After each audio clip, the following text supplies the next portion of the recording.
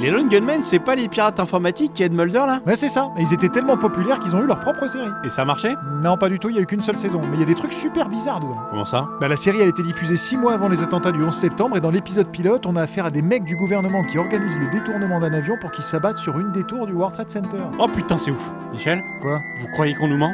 J'ai peur, Michel. Eh oui, Michel, la vérité est ailleurs. Bonjour à tous et bienvenue dans Fort Accord, votre analyse d'après-film en compagnie de Michel, le spécialiste technique de l'émission. Bonjour, Michel. Bonjour, Michel. Un article en doublon, une fuite de combinaison, rien ne m'échappe. Et cette semaine, Michel? Tananananana.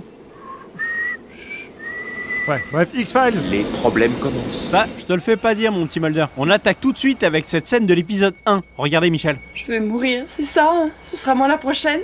Non. Non, Teresa, soyez tranquille.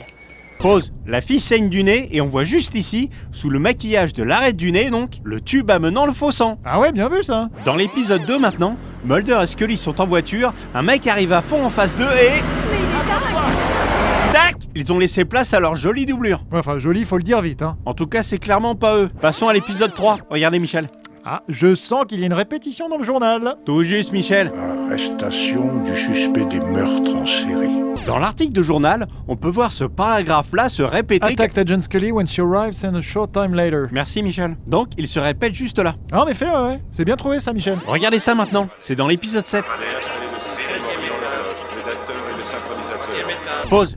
Donc le mec vient de tourner la tête vers Scully. D'accord, et donc? Et juste après, le même plan a été réutilisé, mais cette fois, ils l'ont inversé. Regardez.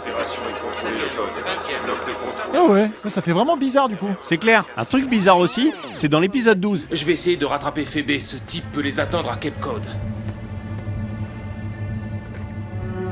Pause. Quelle heure est-il, Michel? 14h17. Non mais dans la série. Ah pardon, 4h22. Je vous demande pas de lire bêtement l'écran digital, Michel, mais les aiguilles. Bah logiquement, il est aussi 4h20... Ah... Non, bah attendez, bah c'est pas possible ça, il est 5h05 sur les aiguilles. Exactement, Michel. Je sais pas trop comment c'est possible en effet, mais c'est comme ça. Joli fort accord en tout cas, ça bien vu Michel. Yep, et on va rester sur les chiffres. Dans l'épisode 3, Mulder tente de contacter Scully, qui visiblement habite au 403.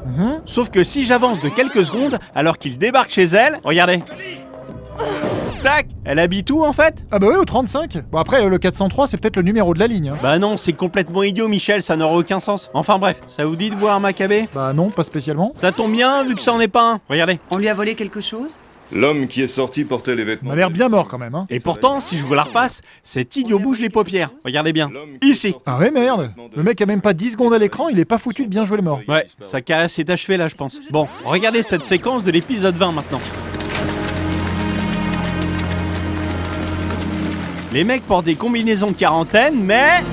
Pause. On a vu mieux niveau herméticage, non? Herméticage ça existe pas Michel. Hein. On dit quoi là? Bah je sais pas, on dit étanche par exemple? Mais étanche c'est pour aller sous l'eau, c'est pas ce que je dis. Mais non mais c'est pas pour ça que je dis... Bon bref.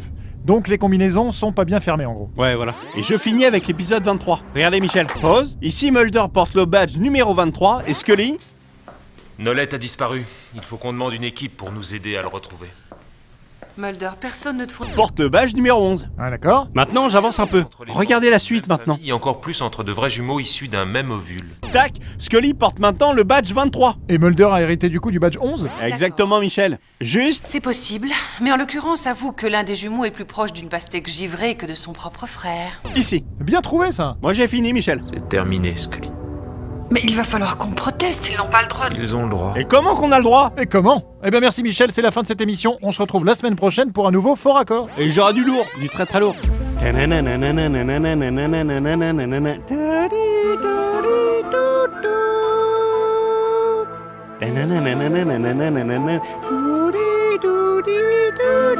Michel? Oui? Fermez-la. Retrouvez cette série à regarder chez vous sur notre nouvelle application Allocinéum, disponible sur smartphone et tablette.